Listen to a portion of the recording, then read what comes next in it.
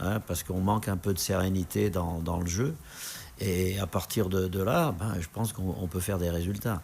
Maintenant, le mercato s'ouvre la semaine qui arrive, donc il y aura quelques changements qui vont nous apporter quelque chose. Je le souhaite. Oui. Je le souhaite. Alors justement, moi je vais vous ressasser le leitmotiv habituel, c'est le cas Skouma. Donc Skouma, qu'est-ce qui se passe? Skouma, je ne sais pas, moi je vais vous dire comme ça, Skouma, il sait très bien qu'il ne rentre pas dans Je vais juste rappeler aux auditeurs, vous rappelez, Skouma, c'est un peu son produit. Ah, d'accord. Donc il défend le produit. Non, mais aussi, moi je la pose comme ça. C'est un joueur, il sait très bien qu'il ne rentre pas dans vos plans. Ouais. Donc, à chaque fois, vous dites non, il ne pourrait pas jouer et tout. Donc, mentalement, comment, s'il nous écoute ce soir, comment il va s'amener demain, il s'entraîner, quel moral il va avoir.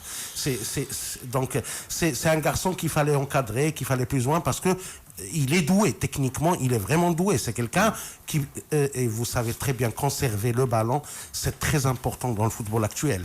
Et c'est quelqu'un qui sait conserver le ballon. Je sais que c'est quelqu'un d'instable, difficile à gérer, mais il faut quand même l'encadrer et le gérer. C'est un garçon, on ne peut pas le jeter comme ça. Voilà, bon, tout à l'heure, j'étais avec lui et avec un dirigeant, et je lui ai dit, qu'est-ce que tu veux faire, puisque là, tu joues pas. Il faut que tu joues quand même. Alors, je lui ai proposé, je lui ai dit, écoute, est-ce qu'on te prête 6 mois pour que tu fasses 6 mois à fond, que tu puisses jouer, et après, tu nous reviens un peu plus fort. Comme ça, tu sais un peu que tu as le niveau. Donc, ensemble, on a décidé qu'on pouvait le prêter. Donc, j'attends maintenant un petit peu de voir si des clubs sont intéressés pour le prêt. Lui, il préférerait partir un petit peu à l'extérieur. Donc, on va voir ensemble si on peut faire quelque chose. C'est vrai qu'il est doué, mais bon, être remplaçant toute sa vie, c'est pas bien. Donc, il faut qu'il trouve un club où il puisse jouer. Et du moment où il joue de la première à la dernière minute, il va s'aguerrir et il va nous apporter peut-être quelque chose de plus l'année prochaine. Oui, c'est sûr, la compétition va lui faire du bien, donc, ça c'est certain. C'est clair qu'aujourd'hui, je ne peux pas l'aligner parce que, bon, il ne défend pas. Il faut qu'il trouve une équipe qui ait une bonne assise derrière, des milieux défensifs, avec un numéro 10 comme lui. Donc, nous, on a Ajdou, on a Ait Larif, on a des joueurs qui sont dans le même profil. Et on ne peut pas jouer les trois ensemble. Oui, voilà. Et justement, je ne sais pas, vous êtes venu, vous avez vu les défauts de l'équipe, à savoir les arrières latéraux, à savoir... Et jusqu'à maintenant, quand on écoute les prétentions du WACS qu'ils vont engager, on n'entend pas d'arrière latéral, on n'entend pas... Alors que c'est là où le bas blesse. Bon, moi j'ai jamais parlé de ça. Pourtant, le recrutement que j'ai fait, c'est des latéraux aussi. Donc, c'est déjà fait les latéraux? Oui, ça va arriver la semaine prochaine, mais bon. Donc si vous nous parliez de cette liste de transferts, justement. Non, je peux pas vous parler de ça parce que tant que c'est pas fait, on va rester calme. Je vais contourner la question. Quel est le profil du latéral qu'il vous faut actuellement? Alors c'est un latéral, si vous voulez, qui va vite. Hein, et qui amène le surnombre devant. 3-4-1.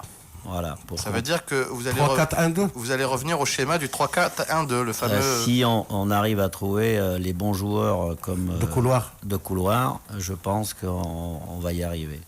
Voilà. Justement, Monsieur Gardito, un latéral qui va vite, vous cherchez du physique, de la vitesse.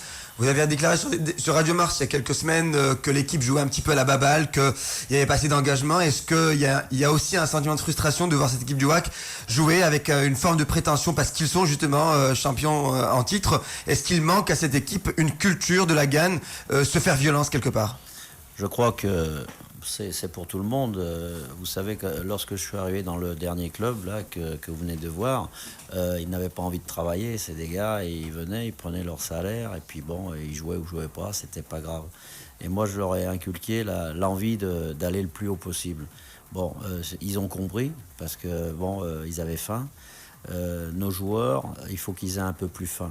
Il faut qu'ils aient faim, et faim de victoire. Ouais. Hein, donc... c'est là que le bas blesse chez nous. On se fait pas mal à l'entraînement, donc comment vous voulez qu'on se fasse mal en match? Et en Quand c'est le général, moment. Oui, Et en mais général, le Louak fameux- quand même. Attention, Louak est tenant du titre. L'année dernière, il a joué, il a eu des victoires, il a arraché des victoires même à l'extérieur. Alors, je ne sais pas, parce que moi je suis de la maison un petit peu, je connais Louak perd en général. En général, la saison perd 3, 4, maximum 5 matchs et rarement à domicile. Alors que là, les 3 défaites, 2 à domicile. Ça devient inquiétant un petit peu. Ouais, mais monsieur Garzito le sait parfaitement, je vous laisse la parole. Louak a été champion du Maroc l'année dernière, à quelques secondes de la fin, en raison de plein de choses. On est d'accord là-dessus, c'est pas champion avec 10 points d'avance. Oui, on Voilà. est d'accord, oui. Non, mais c'est sûr que... Bon, je vais rappeler juste un dicton, hein, monsieur Garzito, on joue comme on s'entraîne. Allez, pause publicitaire tout juste après, je vais poser la première salve de questions des auditeurs à Diego Garzito. Comme ça, il y a une interactivité permanente entre lui et le public. Il est 19h12 sur les ondes de Radio Mars. Je rappelle que cette émission Culture Foot est sur Mars TV. www.radiomars.ma. Et évidemment, vous pouvez suivre en direct tout ce qui se passe au studio. Vous pouvez voir les mimiques, les gestes, etc. C'est l'ami La Falor qui est belle aujourd'hui derrière la chemise console. de Talal aussi. La belle chemise de Talal, le ton décontracté de Diego Garzito, la bonhomie d'Afta Alaoui, la barbe de 2 jours d'un serviteur. Allez, on va commencer la salle de questions. Tariq Mahlouli de Casa, salut Diego. D'ailleurs, déjà, il vous dit, c'est quoi le plan 2011, sachant bien que notre arrière-garde est trop souffrante? Écoutez, si tout se passe comme il faut, je pense que on aura une équipe nouvelle avec des joueurs conscients de ce qu'on veut faire. C'est-à-dire aller le plus loin possible, gagner le championnat et aller le plus loin possible en Champions League. Tout en sachant que la Champions League, si on est tiré, on va jouer le 28 janvier. Donc j'aurai pas trop le temps de Juste de après la m'amuser. trêve. C'est juste après la trêve. Eh oui, donc ça va être encore quelque chose de compliqué. Bonsoir tout le monde. Monsieur Garzito, à la veille du professionnalisme du foot marocain, comment comptez-vous consolider les forces du WAC? Et quel message souhaitez-vous adresser aux vrais supporters du Wydad? 6 mots de Casa. C'est difficile, hein? C'est difficile et facile à la fois parce qu'on revient toujours sur la même chose, hein, c'est le travail, la rigueur, la discipline. Et avec ça, on peut faire des choses intéressantes. Maintenant, il faut que tout le monde se mette dans le coup et qu'on avance. Voilà. Monsieur Garzito, arrivez-vous à communiquer avec les joueurs? Il ne faut pas nier les difficultés de nos joueurs locaux et pas uniquement WAC à communiquer en français. Alors, moi... J'ajouterais juste un petit bémol, étant donné que le football est devenu une science très précise et que toute traduction peut faire perdre de la substance au message original. Oui, alors Simo, qui est avec moi, traduit exactement ce que je dis. Alors je sais pas si en arabe ça fait la même chose qu'en français, si ça a le même impact ou pas, ça je le sais pas. Mais tout ce que je le dis, il le répète. Bon, que ce soit l'entraînement ou avant-match, les discussions d'avant-match, bon, ils comprennent tout. Ils comprennent tout. Maintenant... Oui, mais le langage footballistique est universel, monsieur Garzito. Ils comprennent tout, mais tout se passe sur le terrain après. Hein. Ouais, ça se voit ouais, qu'ils comprennent tout. Ouais. Non, mais ils comprennent tout dans la discussion, dans l'animation, ce qu'on veut faire, etc. Maintenant, après, ils sont sur le terrain, nous on est sur les côtés, on peut plus rien faire. Hein. On voit ce qui se passe, on essaye d'arranger les choses, mais bon, je crois que quelque part, ils comprennent bien quand même. Monsieur Garzito, pour jouer le 5-3-2, il faut avoir de bons latéraux ou de bons joueurs de couloir. Ce n'est pas le cas pour le WAC. Est-ce que la meilleure tactique ne serait pas le 4-2-3-1 avec le trio Skoma, Ait Alif et Ejdo au milieu? Oui, ben on peut tous monter une équipe. Hein. Il y a 12 millions d'habitants. 12 millions Il y en a 35, donc c'est encore pire. Encore pire. Alors, je vais revenir à des questions plus personnelles. Ayant suivi les matchs du Wydad, ça fait quand même désordre, connaissant un peu la réputation du Wydad, d'avoir 5 cartons rouges, dont 4 lors des dernières journées, et d'avoir un sentiment de pagaille dans l'effectif. Est-ce dû à un problème de friabilité mentale, ou bien ce sont des joueurs qui sont en train de payer une préparation foncière d'avant-saison que je qualifierais de bancale? Bon, il y a peut-être plusieurs choses. Bon, moi j'ai rien contre les arbitres, parce que bon, on est dans l'obligation d'avoir des arbitres, et s'il n'y a pas des bons arbitres, il n'y a pas de bons matchs.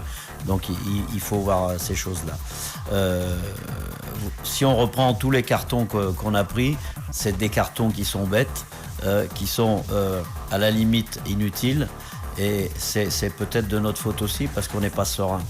Okay, est-ce que vous arrivez à sensibiliser les joueurs avant le match en leur disant pas de faute, gardez votre calme, ne protestez pas, n'engueulez pas l'arbitre, quitte à jouer la théorie de la persécution, ils sont contre nous, il vaut mieux ne pas leur donner le bâton pour nous battre. Voilà. Mercredi dernier, j'ai dit même si on doit perdre, la grande victoire c'est qu'on n'ait aucun carton aujourd'hui. Qu'est-ce qu'on a eu? 2 cartons rouges, 3 cartons jaunes. C'est énorme. C'est énorme. L'autre jour contre... Il y a des amendes? Oui. Contre le club africain, je lui ai dit, il peut marquer que sur des coups de pied arrêtés. On a travaillé les coups de pied arrêtés en fin de semaine avant de jouer. Qu'est-ce qu'on fait? On prend 2 coups de pied arrêtés, 2 buts, 1 penalty, 3 buts. Et vous, donc maintenant, j'ose plus leur dire faites attention. C'est le manque de concentration, c'est le... Oui, parce que je leur dis la vérité et c'est cette vérité qui nous tue. Mais une certaine indiscipline aussi, parce que frapper moi je veux bien des cartons jaunes suite à une phase de jeu, on comprend ça. Ouais. Mais frapper des mains, Oui, donc ça c'est ils sont devenus des boxeurs. Oui, bon. Parce que moi je suis un petit peu... je vais te dire... Je suis déçu pourquoi le WAC joue à huis clos, à chaque fois il y a des rouges, c'est comme si on est les terreurs de ce championnat. Mais oui, et pourtant, les indisciplinés. Et pourtant, je peux vous dire qu'ils ne sont pas indisciplinés. Mais je les connais, je les sont connais. Pas indisciplinés. Je les connais. Mais bon, on a tout qui est contre nous. C'est ce que je vous ai dit depuis que je suis arrivé. Ça fait 3 mois que je suis là, pratiquement 3 mois. J'ai que des petits problèmes qui se greffent depuis que je suis arrivé. Quand on frappe quand on utilise la main, ça c'est voulu. Oui, non, mais je dis, comme ça, on n'a que des problèmes. Alors qu'on n'a pas eu une semaine tranquille. Un coup c'est ça, un coup c'est ça, un coup c'est ça. On n'a que des petits problèmes qu'on n'arrive pas à bien négocier. Bon, maintenant, ces joueurs ne sont pas des indisciplinés. Du tout. Non, pas du tout. Mais comment vous expliquez ces Mais comment Alioui peut prendre un carton jaune comme qu'il a fait? Il n'y avait rien du tout. Mais bon, les arbitres nous allument un petit peu. Bon.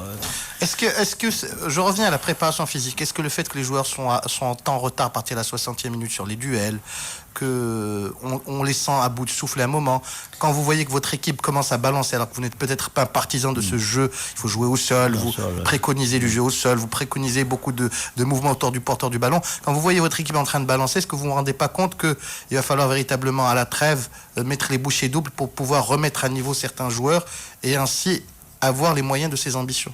Oui, bon, je veux pas tirer sur un entraîneur qui a fait son travail, et peut-être qu'il l'a pas fait comme moi je l'aurais fait, puisque c'est un Brésilien et la préparation physique, il l'a pas faite de la même manière que moi je pourrais la faire. Donc c'est vrai qu'aujourd'hui ça commence à se payer, puisque bon, il y a des gens qui sont blessés, il y a des gens qui sont très fatigués, et voilà. Et puis moi j'arrive dessus, bon, quand je vois ça, je mets un peu la gomme, je les fais travailler un peu plus, et puis ils ont du mal à adhérer et puis à récupérer, quoi. Alors, mais ils ont du mal, pardon, ça. Ils ont du mal à adhérer peut-être. Alors, est-ce qu'il y a un problème de traduction finalement, parce que les consignes ne sont pas du tout assimilées, ou un entêtement parce que c'est quand même le joueur du WAC. On connaît bien la pression des supporters, vous avez vu, c'est impressionnant, on est d'accord là-dessus. Le joueur, après avoir quitté Garzito à l'entraînement, rencontre des familles à l'extérieur et puis des gens avec qui discutent. Il a une pression, il a un rôle, et ce rôle, il nuit quelque part à son rendement. Oui, parce que bon, vous avez vu Jefferson, qui est un bon joueur, et il arrive ici alors qu'à Marrakech, il a été très bon, et ici... il n'arrive pas à s'exprimer, donc c'est qu'il y a de la pression, et que quelques-uns n'arrivent pas à jouer avec la pression, ça c'est sûr. Oui, moi je voudrais revenir, je ne sais pas, mais le match